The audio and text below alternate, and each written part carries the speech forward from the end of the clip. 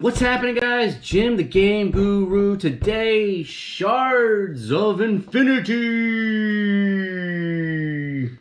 Shards of Infinity by Stoneblade Entertainment. So a little bit of the back side of that box there. Look, it is a awesome deck builder game. I have multiple expansions here too. I have this one, which is Relics of the Future. And then this one here, which is Shadow of Salvation. Super cool deck building game where you basically battle your opponents. You whittle their health down a Zippo. This one here, the Shadow of Salvation, actually introduces a co-op feature in the game too. The Relics of the Future will give you additional cards and powerful relics that you can use with your main character in the game. Fairly inexpensive as far as individual packages. This will run you about 17 bucks. This I think is at $10 right now as of today, this video, but I wouldn't be surprised if this actually goes up in price. This one I think was around $10 or $11 as well. So I'm gonna show you the components of the game, show you the base game, show you the components of each one of these, and then I'm going to go through a simple 1v1 scenario showing you how it's played. Now, the one thing about this game that is super aggravating, and I know that they probably spent a lot of time working on the game, but for some reason it feels like this game was probably just a little rushed. And the reason why I say that is because in order to have the full Shards of Infinity experience, you have to buy all of these sets. Instead of just having it all in one box, you have to buy all of these, because this will give you the base game, this will give you the relics, and this will give you the co-op feature, plus an additional character, so you can have 5 people. The base game gives you 4 players, this one gives you 5, the 5th player. And so they kind of all complement each other. When you get them all together, then they'll make a complete package for the game. Otherwise, it's kind of a little shallow as far as what you get. Well, these two you need the base game, but it's a little shallow as far as what you get with the base game.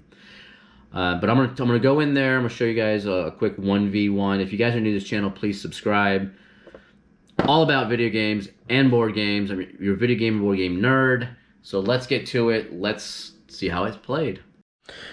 All right, so in Shards of Infinity, what you do is you end up combating other factions, other heroes. You guys are each a hero, and you combat each other and try to obtain absolute power by either A, beating down your opponent, or through every round with combat damage, or through eventually getting the Infinity Shard powered up to the maximum infinite damage, where you are just supreme power and you just destroy everybody.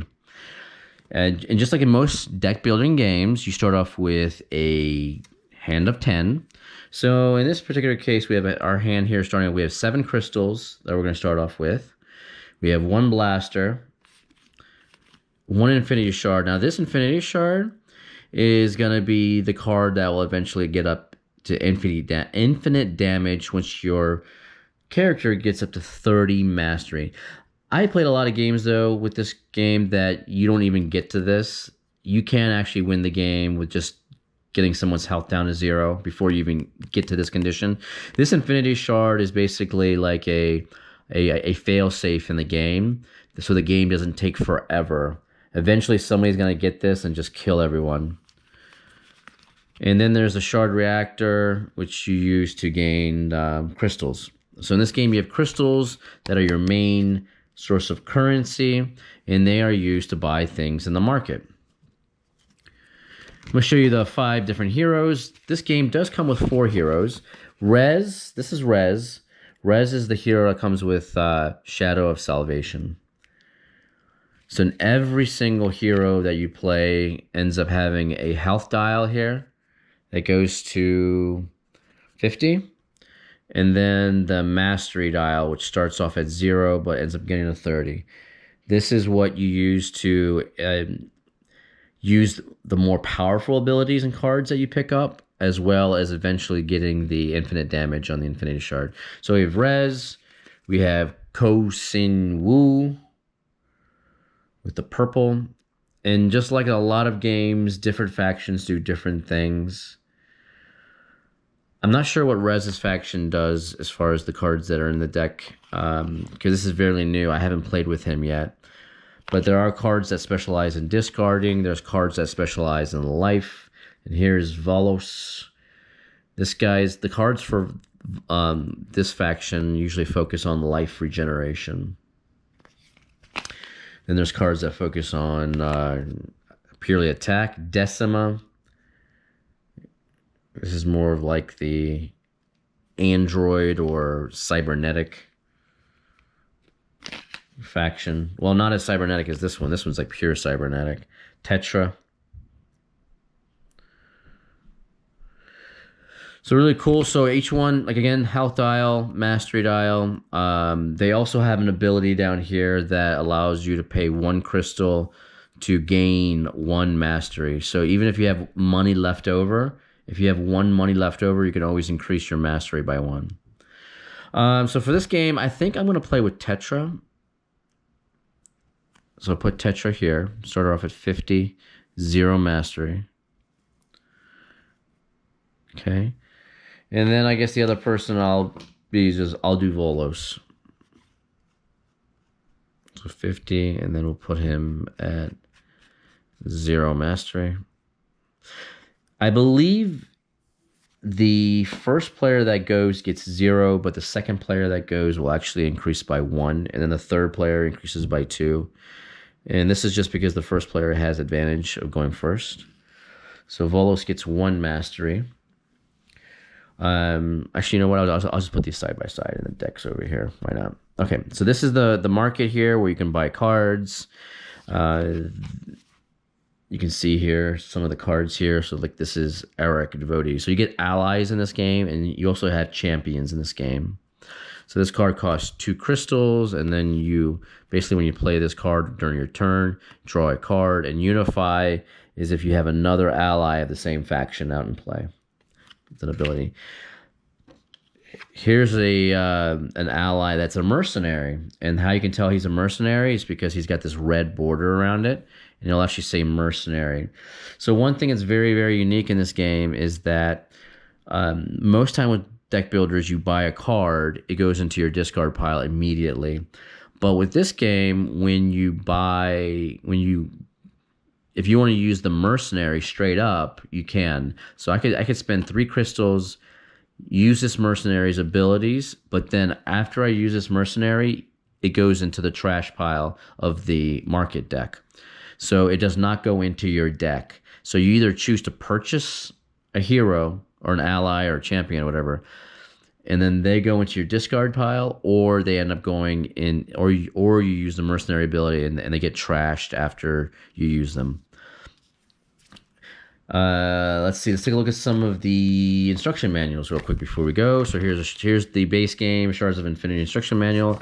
It's a very, very simple manual, laid out well, great quality, magazine quality pages. Art is fantastic. It's very, very simple manual to go through. There's various modes of playing in this game. When you go through like the little pamphlets and the manuals, they'll say, okay, you know, here's a 3-player game, or it's like a bloodbath, or here's a special 2-player game, or here's a 2v2 game. So there's different styles of play that you can have in the game. So the Shadow of Salvation will actually introduce a co-op feature as well, that you go against boss. So it gives you a campaign. So you read this in the start of your adventure, and then as you're going through, then you choose a boss to fight. So you can fight Moxai or Vox Omega when you first play. And then you guys play, and then there's co-op rules. You got to follow the rules on how to play the co-op game, and how the battle of the bosses take place. So here's Moxai. It'll list out its abilities. And then the other one is Vox Omega, which is pretty cool. And then these are all the abilities for Vox Omega as you're going through and fighting them. After you get past the first group of bosses, then later on you go into against Dominatus or Crimson Thorn. And I absolutely love this boss, the way it looks. I mean, how badass is that? I mean, the dudes are really small. That shows you how big this guy is. I just love the art on this guy. It's fantastic. I wish this person was actually the end boss, because I think he looks super killer. What else we got here? And this is this is Dominatus again, but it looks like you can choose them as different. No, they're both the same faction. Oh, this is Havoc mode. So when he goes into Havoc mode, he turns into this. Okay, wow, that's cool. Then you have Crimson Thorn, and then after you beat Crimson Thorn, you eventually get to the last boss.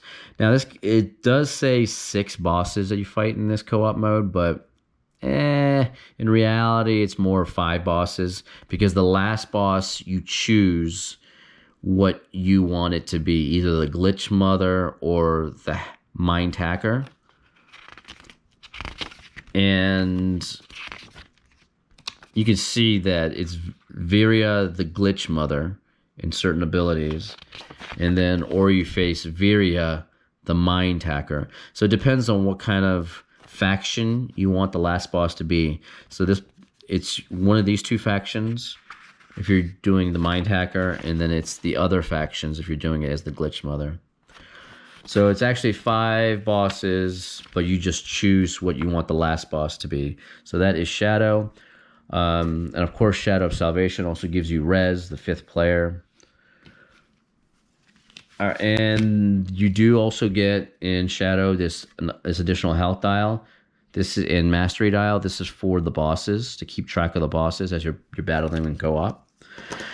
I'm not playing with the Relics pack right now, but here are the Relics that you get. So when you play with the Relics packs, what happens is each one of these requires a 10 mastery. So what you do is you put them aside, and whenever your hero gets to 10 mastery, you can choose one of the relics that you want to bring into your deck. And then the one you want to bring in, you put that relic in the discard pile. So then eventually the relic will get cycled into your deck. Res, this one's really, really cool. The Warp Quartz, I love the art on that. It's just so sick. So these are 2 reses. Relics, here's Tetra's relics. The Terminal Crescents and Daedic Robes. Really neat. Here's his Decima, I think. Praetorian 1 and Praetorian 2. Absolutely love. The artwork in this game is spot on. The Heart of Nothing and the World Piercer for the purple ones. And then Entropic Talons and Pancocious Crown for Volos. But I'm not playing with the relics, so I'm going to put them aside. And then the very last thing as far as components, there's a bunch of cards that came with Salvation. And I'm not going to go over each one. They're basically a bunch of allies and champions. And here's an example of a champion that you can buy. Champions are one of the cards that don't go away in your discard pile after you play them. They actually stick around until somebody kills them. So this person has a health of 4. It will stick around until somebody actually nukes them. I think these are all the cards for like the bosses when you're playing against the bosses. And here are some ability cards for each one of the bosses. And they look great. And you can tell because this has got a gray border around these. These are black, but the entire card is black. So that's how I know it's the boss cards. Yeah, Death Grasp, Armageddon, Assassinate. These are Viria's abilities here. So really, really cool. Those are definitely used for the bosses, part of Shadow of Salvation. The market cards look like this. I already showed you what some of the market cards are like, but they usually have the black border, and then in the interior they'll have the color of the faction. So that's how you know it's the market cards. All right, so let's go ahead and start up. We'll do player 1, and I don't know why Tetra is only at 2 health, 50. 50-50. Okay, here we go. So Tetra goes first.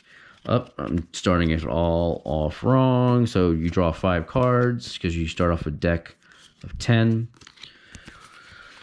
So we got what? Shard Reactor. We got Crystal, Crystal, Crystal. Okay, so boom. So we're gonna play these 4 crystals plus the Shard Reactor, which only gives you 2. Okay, so 4, 2 is 6, right? So we have 6 crystals to play with. Let's see, what are we going to buy? What are we gonna buy? Buy. So we'll go ahead and spend. Ooh, we'll buy this champion, Tar, Eric Priest, Undergrowth Champion, and they have 4 health. And when you use them, copy the effect of an Undergrowth ally played this turn. So there we go. Put that in the discard pile. A new card flips over. And you got Data Heretic now, and this is draw 2 cards when you play this card. Pretty neat card. Again, the artwork in this game is fantastic. So I spent 5 on that. I have 1 crystal left. So what I'm going to do with Tetra, I'm going to pay the 1 crystal I have left to increase and use the focus ability to increase the mastery by 1. So her mastery now goes up by 1. The cards that were played go in the discard pile, just like that. And then now Volos goes. Volos, we'll draw 5 for Volos. 2, 3, 4, 5. Let's see what we got. All right, so this is the Infinity Shard that I was talking about earlier. Once you get to 30, the game is automatically over if you have not defeated your opponents yet. Because when you get 30 mastery and you play this card, it is infinite damage, which you just nuke everyone. So we don't have any mastery yet. We don't have 10, 20, or 30 mastery yet. So what we're going to do is we're going to play this Infinity Shard because this will give you 2 damage. So I'm going to hit Tetra for 2. So Tetra goes all the way down to 48. The max health you can get in this game is 50. So even if you're constantly reviving yourself, a lot of games, whether deck building or other type of card games, they'll have it that if you're regenerating health and you're just using health cards, and you can go up beyond the starting health that you started with. In this game, your max is 50. Okay, so Blaster, I'm going to play the Blaster 2, and I'm going to hit Tetra again for 1. So Tetra's down to 47. I'm also going to play my 3 crystals. That gives me 3 purchasing power, so I'm going to go ahead and get the Data Heretic. And I will put that in all these cards in my discard pile for Velos. He is done. Now, Tetra here should end up getting the Blaster and the Infinity Shard because it didn't show up in her first hand. Well, what do you know? Blaster. Infinity Shard. Alright, so we play those. That's 3 damage. Volos takes 3. And yes, this is a very highly combative game.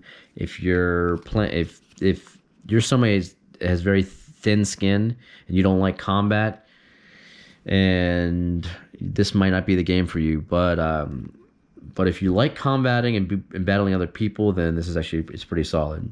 I find it a little bit more ruthless than a lot of the other kind of combat deck builders. So three crystals.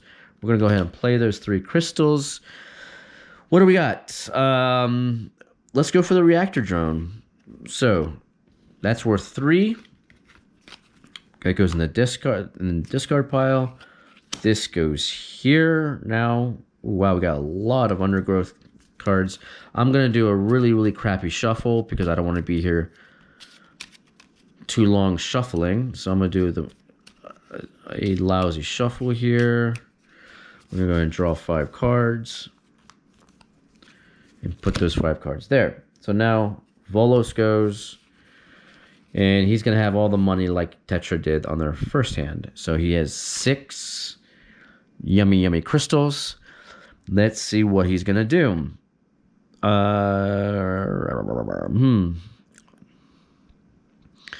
Let's do a Devotee that can draw health. Okay, so that goes in the discard. So he's got 4 left.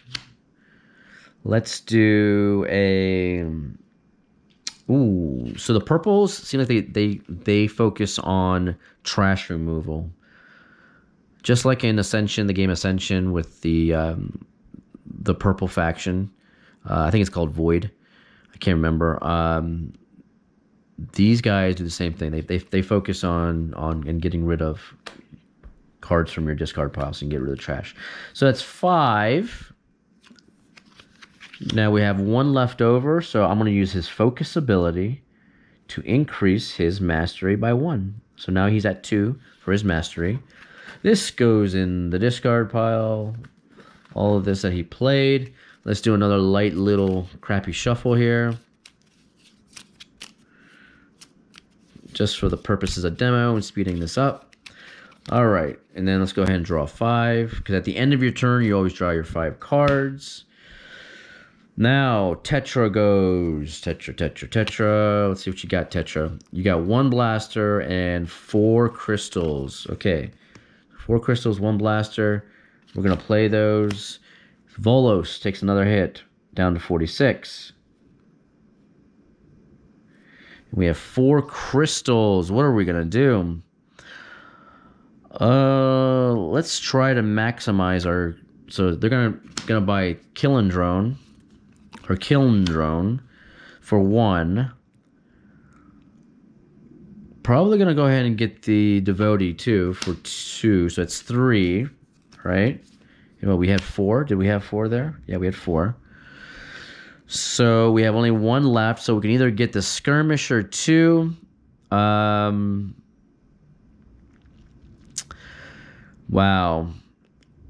Or I can use the 1 to increase my mastery. I think I'm going to use the 1 to increase my mastery.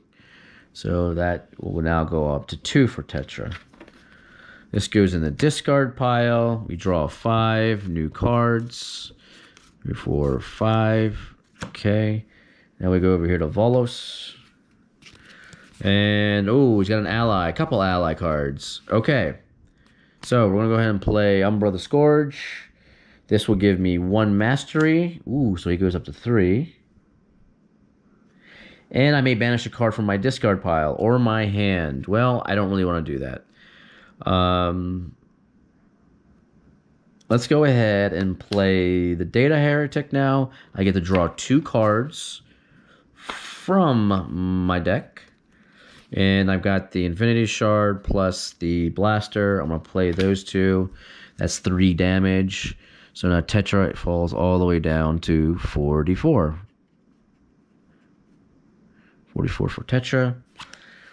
And we've got 3 money. Yay, 3 money. It does feel like a lot of the cards in this game, though, are very, very cheap.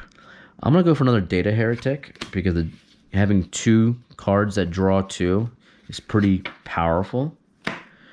So that goes like this. And we'll go ahead and cover the Thorns. Thorn Zealot, and here's a card that we have not seen yet. This card has a defense ability. So one thing that's very unique in this game is if you have cards that have shields in your hand and someone attacks you, then you can actually reveal your shield cards in your hand and block the damage that's coming to you. So this guy will block 3 damage, which is kind of nice. All right, so let's go ahead and draw the 5 to end his turn. Now we'll go to Tetra now, and we've got 4. So Tetra's got the Infinity Shard. Okay, so play the Infinity Shard, and that's 2 damage. So Valos takes 2, goes down to 44. And at the very beginning of the game, it's going to be like this. It's going to be toe for toe and kind of dinging each other until you get to the point where you can recover health or really smash somebody for a lot of combat damage. So we've got a shard reactor, and we've got 3 crystals. So let's go ahead and play those. That's 2 plus 3, 5. So we're going to go ahead and go for the Thorn Zealot because it's 3. And then we're going to go ahead and do Cloud Oracles. You get to draw a card. If you have more master than all enemy players, gain 2 crystals. Fantastic. All right, so on that last part of Tetra's turn, I actually ended up putting the cards in the wrong spot over here at Volos, and that was incorrect. So I fixed that. I ended up putting them back over here to where they belong. Okay, so that was Tetra's turn. Now Tetris has to draw 5 more cards. Obviously, there's only 2 cards left, so I have to do a shuffle here for Tetra. Do a little another crappy shuffle. We're gonna go ahead and do 3 cards. There you go. Complete our hand of 5. Volos goes ahead now. Let's see what a Volos has. So Volos has 3 crystals, 1 shard reactor, and actually 4 crystals, 1 shard. So pops those down. That 6 crystals. Let's see what there is. Probably gonna do for devotees. Go that into the discard there. Ooh, a champion's worth 7 Axia. Champion's worth 7 Axia. Pay 1 less crystal to acquire Axia for each Homodious champion you have in play. I can exhaust this to do 7 damage. It also has 7 health. That's crazy. So I used what did I use? 2 for the devotees, so I got 4 left. Let's do a skirmisher. Flip this over. Let's do another skirmisher. So I have 2 left. And let's do shadow. And now I have 0, and this goes over here. Then the 1 card goes up here for Volos, and then I end up... Actually, on that one, did I do damage? No, it was all money. Do a crappy shuffle again. Let's go ahead and do 4. All right, here we go. Now we go Tetra's hand. Now Tetra's going to have some cards that are beyond the basic cards. So things are going to start getting interesting. Reactor Drone, 3 crystals. Undergrowth Champion. Now this champion stays out under Tetra's side. So we'll move Tetra up a little bit. So Undergrowth Champion goes there. I'm trying to do it enough that we can separate the market deck and that. So that's Tetra's champion. Kiln Drone. So now that those 2 together give 5 crystals. That's pretty sick. And then this one has Inspire. Gain 4 instead if you have a champion in play. Wow. So this one's 4 plus 3. It's 7 crystals right there. Oh, well, we know what she's buying, right? Here's the blaster with 1 point of damage. And then a shard reactor. Tetra does not have 5. So let's go ahead and put that down for another 2. So 7, 2, 9. Definitely buying Axia without a doubt. Does 1 damage to Volos down to 43. So we're going to move Volos. And here you can see where the tracker is right now. I know it's up there where you guys can't see it, but Volos is now at 43 health and at 3 mastery. Okay. Alright, so 43 health, 3 mastery for Volos. And she bought Axia. And then now we have a little assassin, a nil assassin. We're going to use a mercenary ability. Why not? We haven't shown it yet in this game. So she's going to spend her last 2 crystals to use the mercenary ability. And what she's going to do is she's going to go ahead and... So none of these are champions, right? Nope, no more champions. Right there in the discard pile. She's going to use the Nil Assassin. Nil Assassin is a mercenary because it's got the red border around it. Gain 5 combat damage. And this will go into the trash of the center deck, right? It's out of play. It's actually supposed to go at the very bottom of the center deck. I mean, I'll do that. I don't know. I mean, I doubt this will cycle again. Okay, Spore Cleric comes up. Now this Volos takes another 5 damage because she used that mercenary ability. Now he's all the way down to 38. So Volos is down to 38. Now it draws another 5 cards. Oh, did we play any Undergrowth? No, we didn't play any Undergrowth that turn. Okay, 5 cards for Tetra. Now the 5 cards for Volos. We're going to go ahead and play those. Let's see, what do we have? We have a Devotees, Data Heretic, Infinity Shard, and another Data Heretic. Now, in one thing to keep in mind in a lot of deck building games, the order you play the cards, it matters. So I'm not going to play these other cards until I know what these cards will generate. So Data Heretic, which is awesome, and then Data Heretic again. That's why I bought another Data Heretic after I bought the first one, because I wanted the combo to come up. And there's you go. You got a combo. It's a 4-card draw, which is pretty sick. There you go. And see, this is why you don't play cards before you end up drawing. Sometimes you'll have cards that will feed off of other cards. Well, these ones don't matter because Unify will happen even if you play it later. But sometimes you will have a situation where playing a card earlier was a worse, or before a draw was a terrible decision. You should just wait until the draws happen. Always in deck builders, draw first, so that way you can see what you have to play with and what combos you have. So I'm gonna play the Devotees. This gives me a draw card ability. This guy's gonna be heavy on draw. The other Devotee,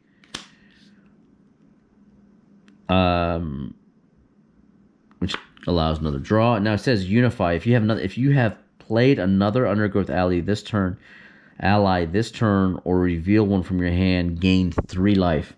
These cards both have that Unify, and they're both the same card. So Volos gains 6 life. He goes all the way back up to 44. See, and then that shows you how the green faction there, the Undergrowth faction, gives you health regen. Let's see what we got now for damage. Look at this. So we got skirmishers. We do play these 2 skirmishers. They give you 2 damage each. They would actually give you 6 if one of these cards was in the discard pile already. So this is an example of one card that I don't want together. I want one played in one hand and then the other one played in the next hand, because any Wraith card that's in your discard pile gives you 6 damage, gives you an additional 6 damage. So those 2 have 4 damage. The blaster is 1 damage. And then the Infinity Shard is 2 damage, because I have not gotten to 10 yet. So we've got 4, 5, 6 damage. So 6 damage, Tetra 6. But you know what? What I'm going to do is I'm going to hit her champion right here, the Arik Priest, that has a health of 4. I'm going to nuke that, deal 4 damage to it, and then I'm going to send the other 2 to Tetra. But let me see if Tetra's got any defensive cards in her hand. Yep. So what Tetra does is she reveals the Thorn Zealot from her hand and says, there's 2 damage coming to me. Nope, sorry, bud. Because any shield cards in your hand is shield that will defend you. So she ends up defending herself from the 2 damage if she does not take any damage. So I have 3 crystals, and I'm going to go for a Thorn Zealot. Okay, so we spend all of that. That goes over here into the discard again. Let's go ahead and bring these guys down a little bit, just because we don't have any champions in play for them. So we're still locked up 44 to 44. And here we go, another Thorn Zealot. Okay, and this is how I can go on and on and on with this, but this is how the game is played. I gotta reveal another market card. And look, it's a champion. Look, it's the Optio Crusher. It's 4 health, and if you have 10 mastery, if your hero has 10 mastery, you gain 5 damage instead of gaining 3. So you have a market, you buy cards, they go in your discard pile, and you just keep buying cards, and you try to put combinations together as best as you can. And then this is how the game is played. You play the cards, you have a combat damage, you have health points that you can revive yourself, you deal damage to the people, you reveal cards in your hand that might have like shielding abilities, and you just try to whittle down the other person's health all the way down to 0 based on their health meter. And as you go up in mastery for each one of these heroes, then you'll be able to use abilities on cards that are much more powerful. There are a lot of cards that have like this one, for example. If my hero had 15 mastery at least, and I played this in my hand, this card normally would recruit a hero with cost 6 or less for free. But if you have 15 mastery at least, you can put that card directly into your hand instead of it going into your discard pile. So there are cards that have much more powerful abilities when your mastery level goes up. And you just keep going, you keep beating on each other until one person goes to 0. And if nobody gets to 0, because you have a game where everyone's just gaining health all the time, because maybe everyone has a ton of undergrowth in their deck, and everyone keeps gaining health. Eventually, what's going to happen is someone's going to hit Mastery 30, which is the fail safe in this game, and they'll also play the Infinity Shard, and that will be it. Game over. That person wins. So you either beat your opponent's down, or you end up winning eventually with the Infinity Shard. I find the Infinity Shard victory doesn't happen too often. I find most of the time you're going to win with combos and combat damage, and then eventually whittle down the person's health. Unless you're playing in a game like a 4-player game, it's a free-for-all, and then because usually when you're like 3 or 4-player game, you're not focusing on one person. But I find on a 1v1 game, it's very rare the Infinity Shard will be the end. Usually the 3 or 4-player, because you're not focusing on one person, you're trying to divide your combat damage. You know, I'm going to hit you over here for 6, I'm going to hit you over here for 8, and it's hard to whittle people down. And then eventually someone will get the Infinity Shard, most likely on one of those games with a mastery of 30.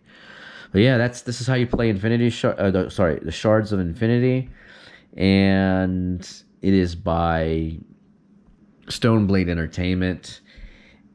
And it's a wonderful deck builder game, a very simple deck builder game. It's really easy to learn. I really like this game a lot. I love that, like the special abilities, like the mercenary abilities, being able to use somebody immediately, and I like the shielding abilities that you have in your hand. I like the fact that you have the mastery. So there's very unique mechanics in here, but it's at the same time, is it better than some of the other deck builders? I don't know. I feel like it plays very similar to a lot of the other ones. And does it have something unique enough in its story and its characters and stuff to really make you want to play this more than the other ones? That is one of the hardest things about this game. I feel like it doesn't really have that, and which is probably one of its weakest traits. But other than that, it's a good game. If you're into deck building, here you go, Shards of Infinity. It's a fantastic game. But anyway, guys, I will see you in the next video. Thanks for watching, guys.